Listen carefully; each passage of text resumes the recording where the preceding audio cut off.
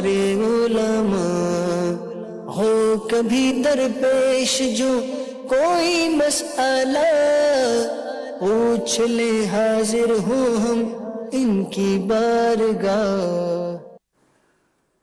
الحمد للہ رب العالمین والصلاة والسلام علی خاتم النبیین اما بعد فاعوذ باللہ من الشیطان الرجیم بسم اللہ الرحمن الرحیم. الصلاة والسلام علیک یا رسول اللہ وعلی آلک واصحابک یا حبیب اللہ. الصلاة والسلام علیک یا نبی اللہ وعلی آلک واصحابک یا نور اللہ. مدنی چینل کے ناظرین، پروگرام دارالفتاء اہل سنت میں آپ کو خوش آمدید کہتے ہیں، مرحبا کہتے ہیں. اللہ رب العالمین ہم سب کو دین اسلام کے احکامات سیکھ کر سمجھ کر ان پر عمل پیرا ہونے کی توفیق عطا فرمائے. ہمارے پیارے رسول صلی اللہ تعالی علیہ وآلہ وسلم کا فرمان عظمت علی شان ہے، زینوا مجالسکم بالصلاۃ علی فإن صلاتکم علی نور لکم یوم القیامہ.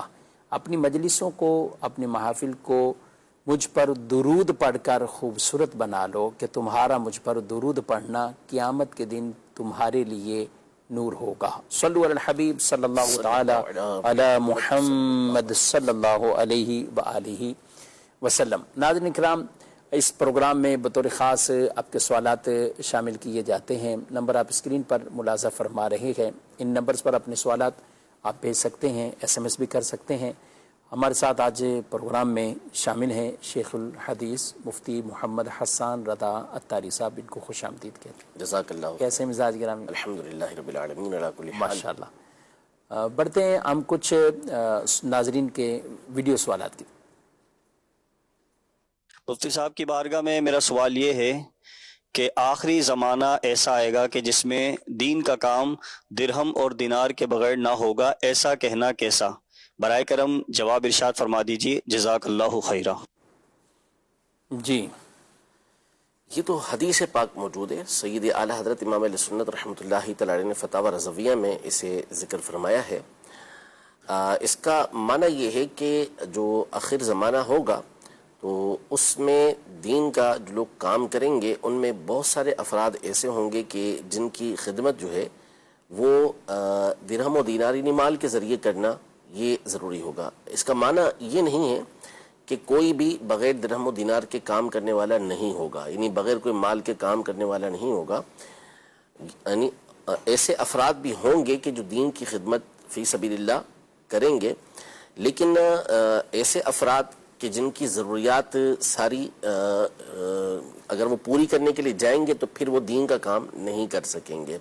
تو اس لیے اب یہ ضروری ہو جائے گا کہ ان کی خدمت جو ہے وہ کی جائے، چاہے وہ کسی بھی ذریعے سے ہو، حلال ذریعہ، جائز ذریعہ ہو، تو وہ دین کا کام بآسانی کر سکیں گے. جیسے مثال کے طور پہ مدرسین ہیں، صحیح، تو اب وہ پڑھانے جائیں گے تو اگر وہ فی سبیل اللہ پڑھائیں تو پھر اپنی جو اہل و عیال ہیں ان کی وہ پرورش کیسے کریں گے؟ وہ ان کے لیے مشکل کام ہو جائے گا. ہر ایک کے پاس اتنا مال ہو کہ وہ شراکت داری کے لیے دے سکے اور اس کو جو ہے وہ لگا سکے، ہر ایک کے بس کی بات نہیں ہوتی، اور نہ ہی ہر ایک کے پاس اتنا مال ہوتا ہے. تو ظاہر ہے کہ پھر ایسے افراد یا تو دین کا کام کر لیں یا پھر اپنے اہل و عیال کی پرورش کر لیں. پہلے ماضی میں بھی اس طرح یہ معاملات رہے ہیں. امام بخاری رحمۃ اللہ تعالی علیہ کے اساتذہ میں سے بڑے بڑے ائمہ ایسے گزرے ہیں کہ جو نامور ہیں، جیسے امام نعیم رحمۃ اللہ تعالی علیہ، امام ابو نعیم فضل بن دکین رحمۃ اللہ تعالی علیہ، یہ بڑے امام گزرے ہیں، امام بخاری کے اساتذہ میں سے ہیں. لیکن وہ تعلیم حدیث کے اوپر اس وقت بھی اجرت لیا کرتے تھے. تو جب ان سے کہا گیا تو کہا میرے گھر کے اندر 13 افراد ہیں جن کی میں اکیلا کفالت کرنے والا ہوں، تو اگر میں نہیں لوں گا تو پھر میں کہاں سے جو ہے وہ ان کی کفالت کروں گا؟ یا تو دنیا کا کام کر لوں اور یا پھر جو ہے وہ میں یہ کام کر لوں. اسی طرح جب سیدنا ابوبکر صدیق رضی اللہ تعالی عنہ یہ خلیفہ مقرر ہوئے تو دوسرے دن ہی آپ بازار میں کام کرنے کے لیے نکلے جو اپنا کاروبار کرتے تھے. تو حضرت عمر رضی اللہ تعالیٰ نے گزارش کی کہ اگر آپ ان میں رہیں گے تو پھر نتیجہ کیا نکلے گا؟ آپ کیسے مسلمانوں کے امور کو سنبھالیں گے؟ تو آپ کی جو ضرورت تھی اس کے مطابق آپ کا وظیفہ یہ مقرر کیا گیا. وہ ان کا پھر تقوی اور پرہیزگاری تھا کہ کس انداز میں اس کو استعمال کیا کرتے تھے، کیسے اس میں کمی کروایا کرتے تھے. تو یہ معنی ہے اس کا کہ جو ضروریات ہیں وہ پوری ہو سکیں،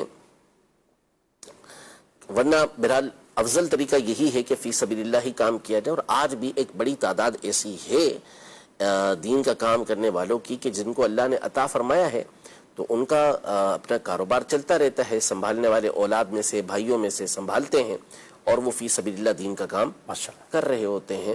تو معنی یہ ٹھیک ہے جو کہا گیا کہ درہم و دینار کے ذریعے دین کا کام ہوگا، لیکن اس کی مذمت نہیں کی جائے گی مطلقاً کہ جو درہم و دینار مال لے رہا ہے کام کرنے کے اوپر کہ اس کو ہم مطلقاً غلط کہیں، ایسا نہیں. ورنہ امام ہے، مؤذن ہے، یہ بھی دین کا کام، بڑے بڑے کام سارے معطل ہو کے رہ جائیں گے اگر اسی طرح ہو. تو وہ اپنے کام کریں گے یا پھر یہ کام کریں گے. تو اس لیے ضرورت ہے کہ جس کی بنیاد پر شریعت مطہرہ نے اس کی اجازت دی ہے. ٹھیک. اچھا ایک سوال ہے کہ نصف شعبان کے بعد بھی کیا روزوں کا تسلسل قائم رکھا جا سکتا ہے، کیا کہتے ہیں؟ جی بالکل رکھا جا سکتا ہے.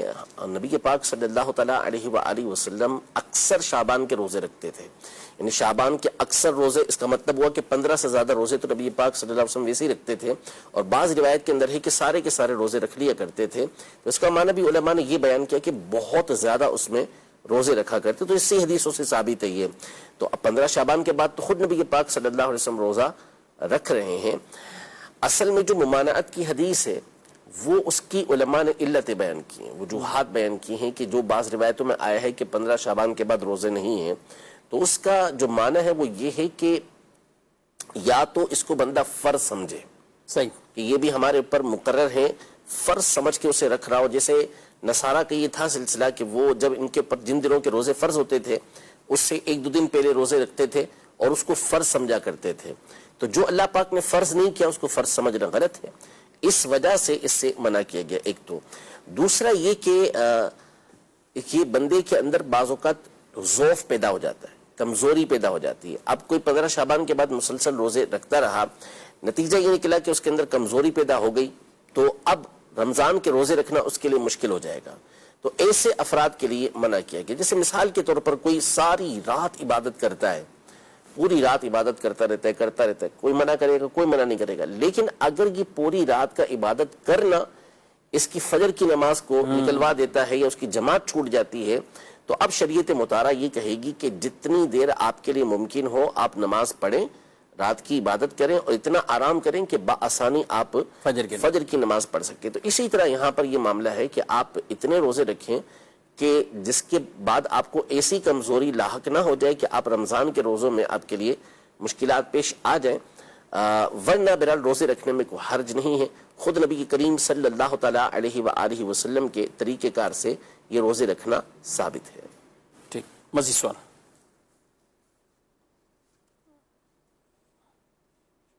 یہ تھا نماز کے کوما میں نظر کہاں رکھنی چاہیے؟ ٹھیک ہے. کوما کہتے کسے ہیں یہ بھی چلیں بتا دیں ساتھ، اور نظر کہاں رکھنی؟ جب بندہ رکوع سے کھڑا ہوتا ہے تو رکوع سے کھڑا ہونے اور سجدے میں جانے سے پہلے کی جو حالت ہوتی ہے اس کو کوما کہا جاتا ہے. اس میں نظر جو ہے وہ سینے کی طرف رکھی جائے گی. یہ آداب میں سے اگر کوئی کسی اور طرف نظر رکھتا ہے، یعنی ادھر ادھر نہیں گھماتا، نیچے زمین کی طرف اس نے سجدے کی جگہ پر نظر رکھی ہوئی ہے، تو بھی اس میں کوئی حرج نہیں ہے. ٹھیک ہے. مزید سوال. بہاولپور سے ایان بات کر رہا ہوں. کمپنی ہے، ٹریڈنگ کمپنی ہے. یہ بندے سے پیسے لیتے ہیں اور اس کے اوپر جو ہے نا وہ بندے کو انٹرسٹ دیتے ہیں ڈیلی کے. تو میرا سوال ہے کیا یہ جائز ہے اس میں رجسٹر کرنا، پیسے رکھنا، یا ٹھیک نہیں ہے؟ بس یہ بتا دیں مہربانی. شکریہ. جی کمپنی ہے، خود کہہ رہے ہیں کہ انٹرسٹ دیتے ہیں، یعنی سود دیتے ہیں. تو جب آپ خود بتا رہے ہیں کہ وہ سود دیتے ہیں تو سود لینا کہاں سے جائز ہو جائے گا؟ سود لینا تو حرام ہے. تو واقعی اگر وہ سود دیتے ہیں تو پھر سوال ہی پیدا نہیں ہوتا کہ پوچھا جائے کہ وہ جائز ہے یا ناجائز ہے، وہ حرام ہی ہے. ہاں اگر کوئی اور صورت ہے، سود کی صورت، یعنی آپ اس کو انٹرسٹ کہہ رہے ہیں لیکن حقیقت میں وہ کچھ اور ہے، تو وہ ظاہر ہے آپ کی ساری ڈیٹیل معلوم ہوگی، طریقہ کار معلوم ہوگا، تو اس کے بعد ہی فیصلہ کیا جا سکے گا کہ یہ سود ہے یا کوئی اور ناجائز یا جائز صورت ہے. عام طور پہ اس طرح کی جو کمپنیز ہوتی ہیں ان میں شریعت مطہرہ کے خلاف ہی شرائط موجود ہوتی ہیں. کبھی سود کی صورت ہو رہی ہوتی ہے، کبھی رشوت کی صورت ہو رہی ہوتی ہے، کبھی کوئی اور ناجائز طریقہ کار اس میں اختیار کیا گیا ہوتا ہے، اور قرآن مجید فرقان حمید نے ان تمام امور سے منع کیا ہے۔ فرمایا یا ایھا الذین آمنوا لا تأکلوا اموالکم بینکم بالباطل، یعنی اے ایمان والو آپس میں ایک دوسرے کے مال باطل طریقے سے نہ کھاؤ، یعنی ناجائز طریقے سے مال کا حصول اور ان کو کھانا، یہ قرآن مجید فرقان حمید کی اس آیت کی روح سے ممنوع ہے۔ تو سود بھی حرام ہوتا ہے، اور بھی ناجائز صورتیں ہوتی ہیں جن کی بنیاد پر جو انکم کے طریقے ہوتے ہیں وہ حرام ہوتے ہیں۔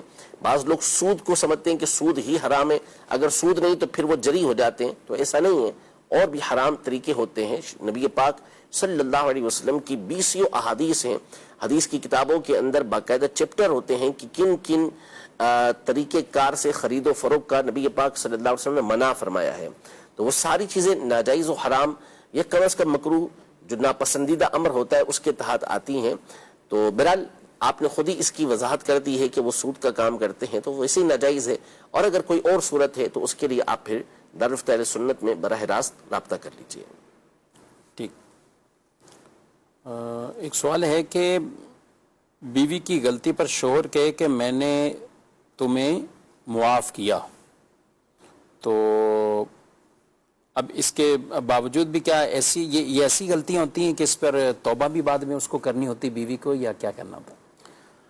اب غلطی کی نوعیت دیکھی جائے گی نا کہ کس طرح کی غلطی کی ہے اس نے۔ بعض اوقات یہ ہوتا ہے کہ حقوق العباد جو ہوتے ہیں، بلکہ تقریباً حقوق العباد وہ ہیں کہ جس میں حقوق اللہ کی بھی حق تلفی ہوتی ہے، یعنی اس میں حقوق اللہ بھی تلف ہوتے ہیں۔ صحیح، کیونکہ جب اللہ پاک نے مثال کے طور پر شوہر کی نافرمانی سے اس مقام پہ منع کیا ہے، تو جب شوہر کی نافرمانی کی تو نتیجہ کیا نکلا کہ شوہر کی نافرمانی کے ساتھ ساتھ یہ اللہ تبارک و تعالیٰ کے حکم کی بھی نافرمانی ہوئی، تو یہ حقوق اللہ اور حقوق العباد دونوں طرف ہوئے۔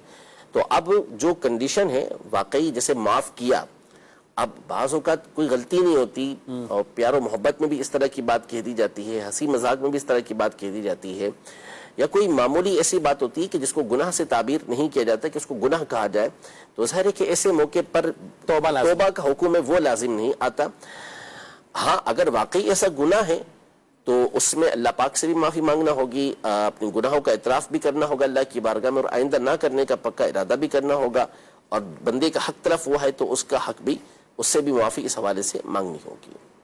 ٹھیک، اچھا اس میں سوال میں ایک چیز اور ایڈ ہے، وہ بڑی خطرناک ہے کہ یہ تو ہو گیا، اب بیوی آگے سے یہ جواب بھی دے کہ آپ کیا خدا ہو جو مجھے معاف کر رہے ہو، معاذ اللہ ثم معاذ اللہ، اس طرح کے کلمات بیوی کا کتنی بڑی بہت سخت ہے اور بہت جرت والے کلمات ہیں، اور ایسے کلمات کو بولنے سے ہمیشہ گریز کرنا چاہیے، کیونکہ اب یہاں پر تو بچت ہے کہ وہ ایک استفہام کر رہی ہے، یعنی سوال کر رہی ہے، اور بظاہر یہ ہے کہ یہ انکار کر رہی ہے کہ خدا ہی معاف کرتا ہے اور تم خدا ہو نہیں کہ تم مجھے معاف کرو، تو یوں تو یہ کلمہ اس کو کفر سے بچا لے گا، یعنی یہ تعویل اس کو کفر سے بچا لے گی، لیکن اس طرح کے جملے بہرحال استعمال کرنے سے گریز کرنا چاہیے کہ جو بندہ اس طرح جملے استعمال کرتا ہے تو ہوتا یہ ہے کہ یہ جو زبان کی بے باکی ہے بعض اوقات سری کفریات بکوا دیتی ہے، اور پھر بسا اوقات بندے کو احساس بھی نہیں ہوتا کہ میں نے کیا بک دیا، پھر احساس دلا دیا جائے تو وہ توبہ کرنے پر راضی بھی نہیں ہوتا۔ اس لیے اس طرح کے جملے استعمال کرنے سے ہمیشہ یہ بہت زیادہ احتیاط کی حاجت ہے۔ حدیث پاک میں ارشاد فرمایا کہ زمانہ آئے گا کہ بندہ صبح مومن ہوگا شام کافر ہوگا، شام کافر ہوگا صبح مومن ہوگا۔ اس کی بہت ساری تشریحات ہیں، عصر حاضر میں ایک علماء نے یہی تشریح کی ہے کہ اس طرح کے جملے بھی بولے جائیں گے کہ بندے کو پتہ ہی نہیں چلے گا کہ میں نے کیا کیا ہے، اور وہ کفر کی وادیوں کے اندر پڑ جائے گا۔ مزید سوال؟ میرا مفتی صاحب سے سوال یہ ہے، کیا بھانجی کو زکوٰۃ دینا جائز ہے؟ کیا دے سکتے ہیں؟ جزاک اللہ خیرہ۔ مزید سب سے پوچھنا ہے کہ ظہر کی جو سنتیں جو ہے ظہر کی نماز سے پہلے 4 رکعت وہ اگر نکل جائیں تو ان کو کب پڑھا جائے گا؟ یعنی کہ جو 2 رکعت سنت پڑھتے ہیں اس کے بعد پڑھا جائے گا، یا فرض نماز کے فوراً بعد 4 سنتیں، پھر 2 سنت، پھر 2 نفل پڑھے جائیں گے؟ جی کیا فرماتے ہیں؟ بھانجی کو زکوٰۃ دینا؟ بھانجی کو زکوٰۃ دینا بالکل جائز ہے، جبکہ وہ زکوٰۃ کی مستحق ہو، یعنی جس کو شرعی فقیر کہا جاتا ہے، شرعی اعتبار سے نہ اس کے پاس 52.5 تولہ چاندی ہے، نہ اس کے پاس 52.5 تولہ چاندی کے برابر ضرورت کے علاوہ کوئی رقم موجود ہے، یا بیچنے کا سامان موجود ہے، یا فالتو سامان جو اس کی حاجت کا نہیں ہے وہ 52.5 تولہ چاندی کے برابر ہے، یا اتنا سونا ہے کہ جو 52.5 تولہ چاندی کی رقم تک پہنچ جاتا ہے، یا یہ سب ملا کر اتنے ہو جاتے ہیں کہ وہ 52.5 تولہ چاندی کی رقم کے برابر ہوں، تو پھر اس صورت میں تو کسی کو بھی زکوٰۃ نہیں دے سکتے، کیونکہ وہ شرعی فقیر نہیں ہے۔ اور دوسرا یہ کہ وہ سیدہ نہ ہو، تو سیدہ کو زکوٰۃ نہیں دی جا سکتی، سید کو زکوٰۃ نہیں دی جا سکتی، ان کی صاف ستھرے پیسوں کے ذریعے ان کی خدمت کرنا یہ بندے کے لیے ہوتا ہے۔ تو اگر جو بھانجی ہے وہ سیدہ بھی نہیں ہے اور شرعی طور پر مستحق ہے زکوٰۃ کی، تو اس کو زکوٰۃ دی جا سکتی ہے۔ بھانجی ہونا یہ زکوٰۃ دینے سے کوئی رکاوٹ نہیں ہے، یہ معنی نہیں ہے اس بات سے کہ اس کو زکوٰۃ دی جا سکے، اس کو زکوٰۃ دے سکتے ہیں۔ ٹھیک ہے، سنتیں ظہر کی رہ جائیں تو فوراً پڑھیں یا 2 سنت پڑھ کر پڑھیں؟ پہلے 4 پڑھنی چاہیے، پہلے 2؟ جی، ظہر کی 4 سنتیں رہ جائیں تو اس میں افضل یہ ہے، بہتر طریقہ کار یہ ہے کہ پہلے 2 سنتیں پڑھ لی جائیں، پھر اس کے بعد 4 سنتیں پڑھی جائیں۔ اس کی وجہ یہ ہے کہ جو ترتیب ہے ظہر کی 4 سنتوں کے حوالے سے 2 سنتیں ہیں مؤکدہ، اس میں 2 سنتیں ہیں۔ ایک تو یہ کہ یہ ویسے ہی 4 رکعتیں سنتیں مؤکدہ ہیں جن کو پڑھنا ضروری ہوتا ہے، اور دوسرا یہ کہ ان میں دوسری تاکید یہ ہے کہ یہ ظہر کے فرض سے پہلے پڑھی جائیں گی۔ تو اگر کسی کی ظہر سے پہلے کی یہ 4 سنتیں نکل گئیں تو اب جو ترتیب کے اندر آتی ہیں 4 فرض کے بعد وہ 2 رکعتیں آتی ہیں، لہذا پہلے 2 رکعتیں پڑھیں، پھر اس کے بعد یہ 4 رکعتیں لازمی طور پہ پڑھیں۔ ہاں، اگر کسی نے ظہر کے فرض پڑھنے کے بعد 4 سنتیں پڑھی اور پھر 2 سنتیں ادا کی تو بھی اس میں حرج نہیں ہے، سنتیں اس کی ادا ہو جائیں گی۔ ٹھیک، نصاب کم از کم حق مہر ادا کرنے سے جو نکاح ہو جاتا ہے تو وہ حق مہر کا نصاب کیا ہے؟ حق مہر کا نصاب حدیث پاک میں 10 درہم قرار دیا کہ کم از کم 10 درہم۔ 10 درہم سے مراد چاندی کے 10 سکے اس دور کے ہوتے تھے، جس کا وزن جو بنتا ہے وہ 2 تولے 7.5 ماشا چاندی بنتا ہے۔ اب 2 تولے 7.5 ماشا چاندی جتنے کی بھی آئے گی تو اس حساب سے حق مہر کم سے کم ہوگا، اور یہ جو ریٹ ہوتا ہے یہ تبدیل ہوتا رہتا ہے، بالخصوص جو اب ہمارے یہاں پر چاندی کی کیفیت چل رہی ہے، اس کا مارکیٹ چل رہی ہے، تو اس میں ایک دن کچھ ہوگا تو دوسرے دن کچھ ہوگا۔ تو جس دن نکاح ہو رہا ہے اس دن کی جو قیمت بنتی ہے 2 تولے 7.5 ماشا چاندی کی، وہ مہر رکھنا لازم ہے، کم از کم اتنا ہونا ضروری ہے۔ باقی اس سے اوپر جتنا چاہیں رکھیں، اس کی جو حد ہے وہ نہیں ہے، لیکن اتنا ہو کہ جو مشکل نہ ہو، جس کی ادائیگی آسان ہو، کہ اس سے نکاح کے اندر برکت ہوتی ہے۔ ٹھیک ہے، اچھا اس میں اگر یہ اتنی مقدار نہ رکھیں، کم رکھ لیں، جب 2 تولے 7.5 ماشا چاندی، اب جیسے اپ ڈاؤن کافی ریٹ ہو رہا ہوتا ہے، بعد اوقات تو ابھی یہ 17-18 ہزار پہ بھی چاندی پہنچی، اگر اس اعتبار سے دیکھیں تو 40,000 پلس تقریباً یہ اماؤنٹ بن جاتا ہے کہ جو کم از کم حق مہر کا ہے، اور کئی برادریوں میں 12,000 یا 20,000 25,000 بھی نارمل لوگ رکھ لیتے ہیں کہ یہ ٹھیک ہے۔ تو اب کسی نے کم رکھا حق مہر، 10 درہم سے کم تھا، تو نکاح ہو جائے گا؟ نکاح تو ہو جائے گا اس کا۔ اب اس میں پھر کافی ڈیٹیل بنے گی کہ لازم کیا آئے گا۔ 10 درہم یعنی 10 درہم تو کم از کم اس کا دینا پڑے گا اس کو۔ پھر مہر مثل کے مسائل ہوتے ہیں یہاں پر، کہ سرے سے مہر ذکر نہیں کیا، کیا مہر ذکر کیا تو کم ذکر کیا، لیکن اس میں تھوڑی ڈیٹیل ہے۔ نکاح تو اگر کسی نے بغیر مہر کو ذکر کیے بھی کر دیا تو نکاح اس کا ہو جائے گا، لیکن مہر اس کے اوپر بہرحال لازم آ جائے گا۔ یعنی مہر یوں نہیں ہوگا کہ مہر کے بغیر نکاح ہوا تو ختم ہی مہر؟ نہیں، ایسے نہیں ہوگا، ایسا نہیں ہوگا۔ مہر تو اس کے اوپر لازم آئے گا ہی آئے گا۔ ٹھیک ہے، ٹھیک۔ مزید سوال؟ میرا نام محمد نعیم ہے، اور میرا سوال یہ ہے کہ کیا زکوٰۃ ادا کرنے والا وکیل آگے وکیل بنا سکتا ہے؟ جی، وکیل کا وکیل بنانا کیا کہتے ہیں؟ بنا سکتا ہے، اس میں کوئی حرج نہیں ہے۔ جو زکوٰۃ کا وکیل ہے وہ آگے وکیل بنا سکتا ہے، تو وہ پھر اس کو دے گا کہ جو زکوٰۃ کا مستحق ہے۔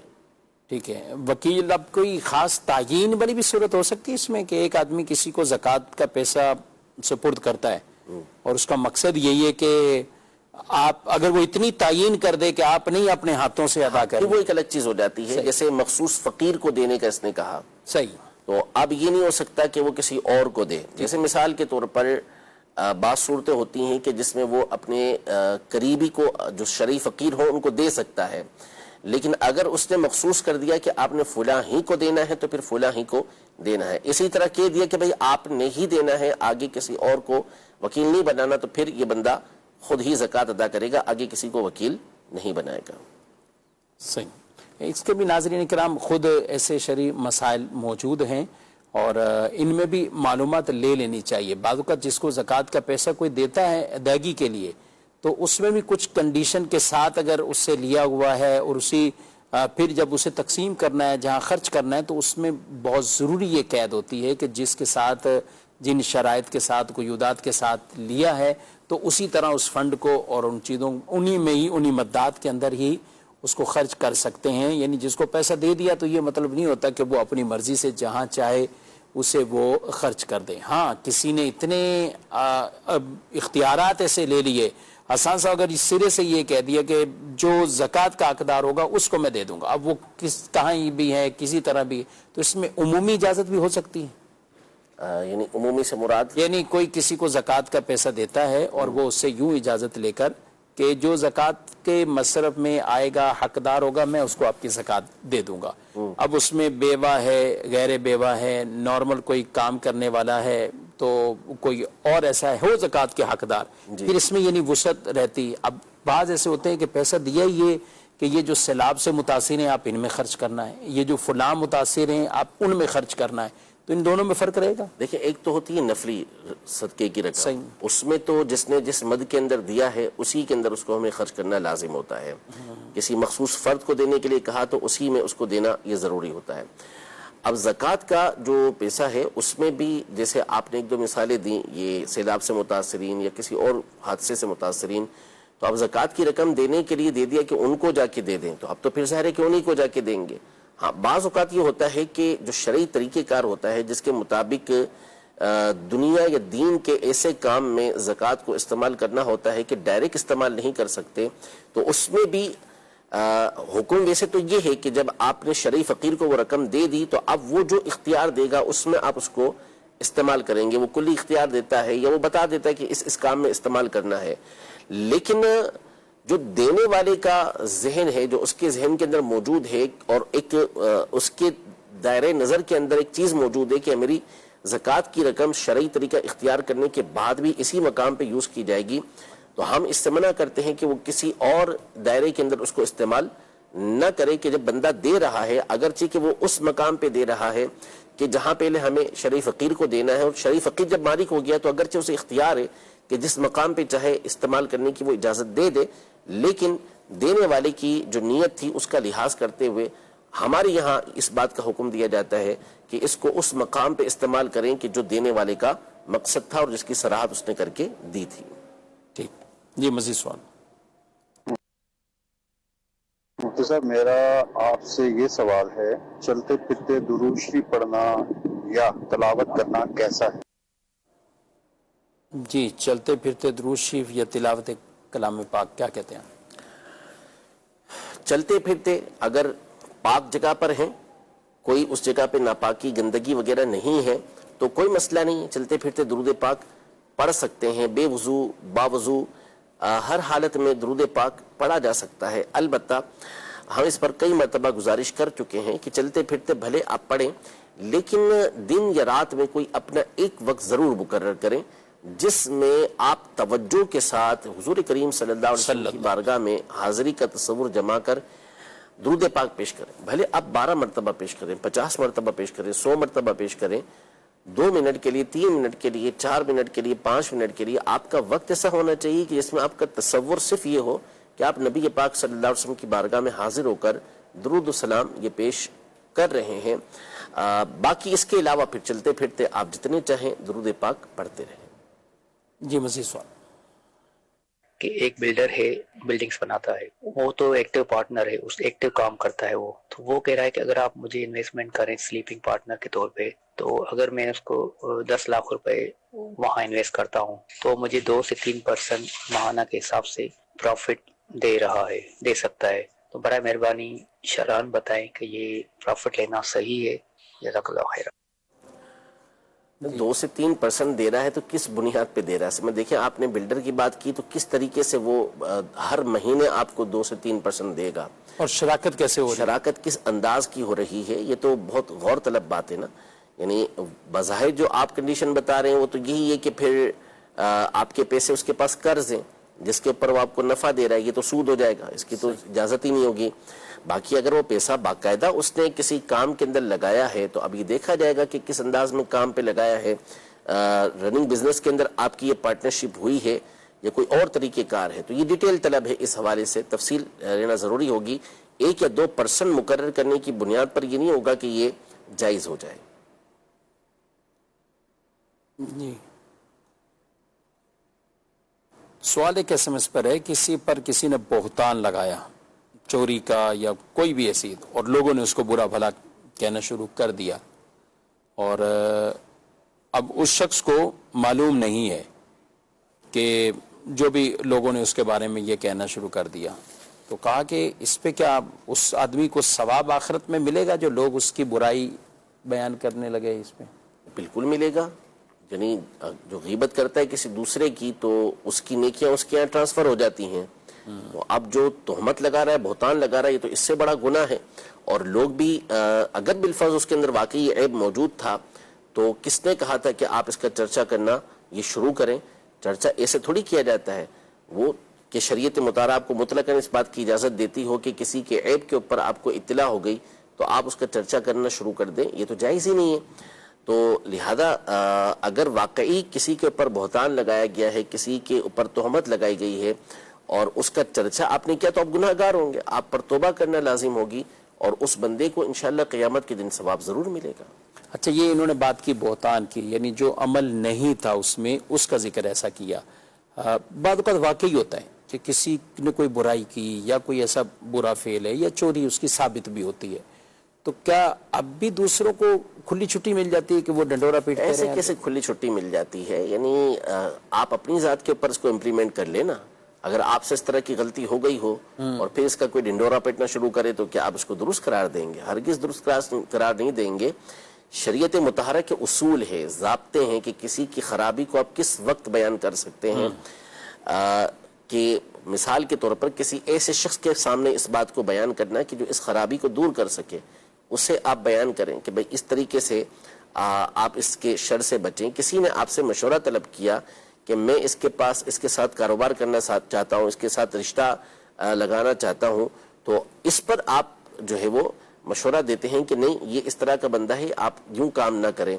تو جو شریعت مطہرہ کے اصول ہیں اصلاح معاشرہ کے لیے, بعض مقامات پر شریعت مطہرہ اس طرح کی اجازت دیتی ہے. یہ تھوڑی کہ آپ نعوذ باللہ کسی نے کوئی غلطی کر دی تو اب اس کا ڈھول پیٹنا شروع کر دیں, تو قیامت کے دن پھر اس کا ڈھول پیٹا جائے گا تو اس کو پتہ چلے گا کہ کیا اس کے ساتھ معاملہ ہوگا.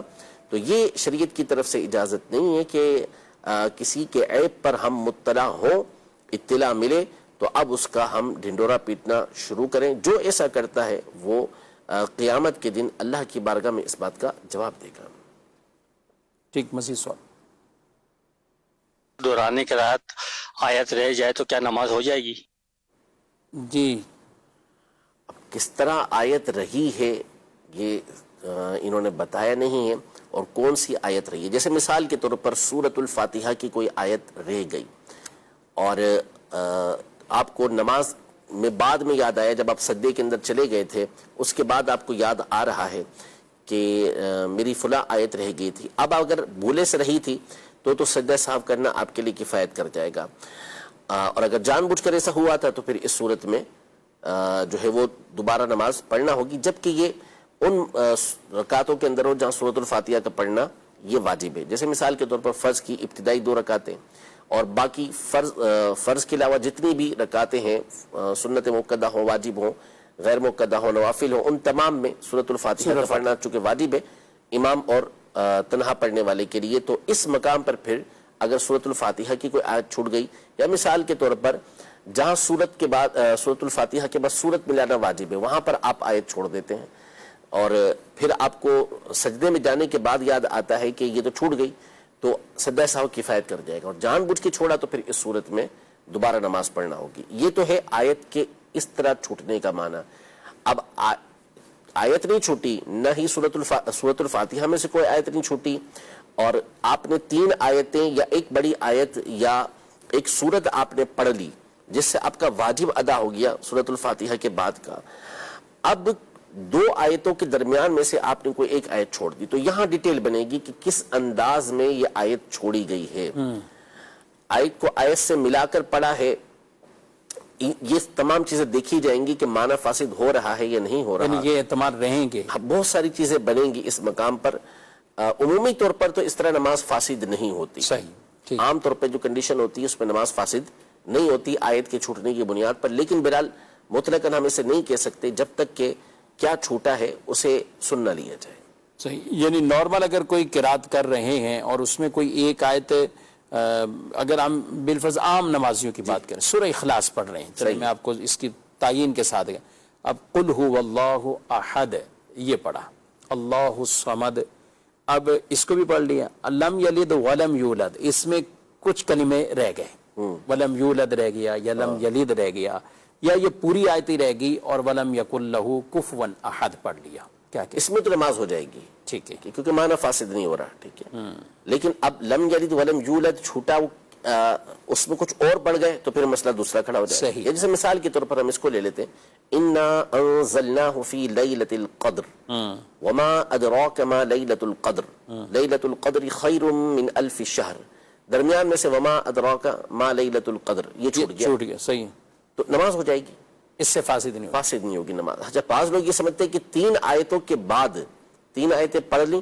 اب اس کے بعد جو چاہے ہو جائے کچھ بھی نہیں ہوگا, یعنی چاہے معنی فاسد ہو جائے تو کچھ نہیں ہوگا. حالانکہ ایسا نہیں ہے. اچھا, فتاوی رضویہ شریف میں امام اہل سنت رحمۃ اللہ تعالی علیہ نے ارشاد فرمایا کہ اگر 1000 آیت پڑھنے کے بعد بھی آیت اس طرح پڑھ دی کہ معنی فاسد ہو گیا تو بھی نماز فاسد ہو جائے گی, جبکہ دوبارہ اس کو صحیح کر کے بندہ نہ پڑھ لے. تو یہ کوئی اصول نہیں ہے.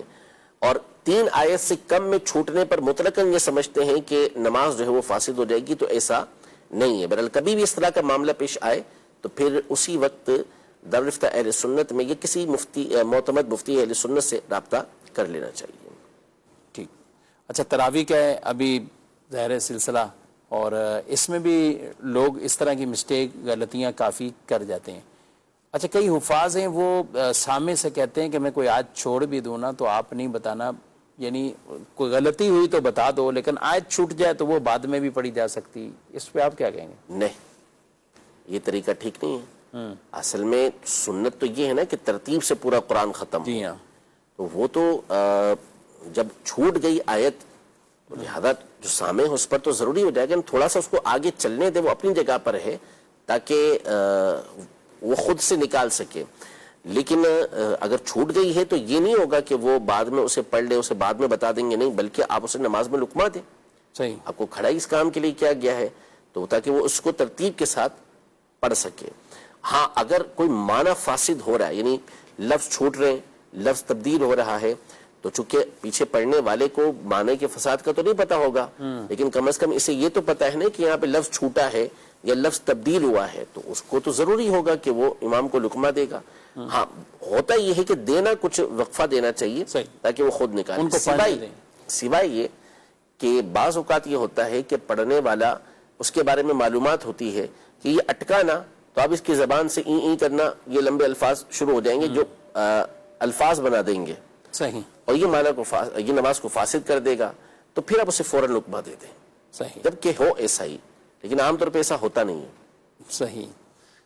جی ناظرین کرام, اس حوالے سے ہمیں ضرور کبھی کچھ آیات رہتی بھی ہیں یا کچھ اور لفظ یہ جملے پڑھ لیے جاتے ہیں, تو ان چیزوں کی رہنمائی بھی ہمیں باقاعدہ علماء دین سے, مفتیان کرام سے پوچھنی چاہیے. دارالفتہ اہل سنت کا نمبر اپنے پاس رکھیے, اور اس نمبر پر آپ باقاعدہ ان اوقات کار کے اندر آپ رہنمائی حاصل کر سکتے ہیں, اور ڈائریکٹ دارالفتہ اہل سنت میں کہیں جا کر آپ اپنا مسئلہ پوچھنا چاہیں تو بالکل تحریری فتویٰ بھی لے سکتے ہیں اور وہ مسئلہ بھی پوچھ سکتے ہیں. انشاءاللہ العزیز مفتیان اکرام آپ کے ان مسائل کی شرعی رہنمائی آپ کو بر وقت وہ بتائیں گے بھی, اور کہیں جہاں کہیں تحریری فتاوی جات کی ضرورت ہے تو انشاءاللہ تحریری طور پر بھی آپ کو فتویٰ وہ مل جائے گا. اللہ پاک ہم سب کو علم نافع عطا فرمائے, اور درست سیکھ کر درست طریقے سے ہم سب کو بھی ان پر عمل پیرا ہونے کی بھی توفیق عطا فرمائے. پروگرام کا وقت اپنے اختتام کو پہنچا ہے, آپ سے اجازت چاہتے ہیں. فی امان اللہ. ہادیوں رہنما ہمارے علماء ہو کبھی درپیش جو کوئی مسئلہ پوچھ لے حاضر ہوں ہم ان کی بارگاہ.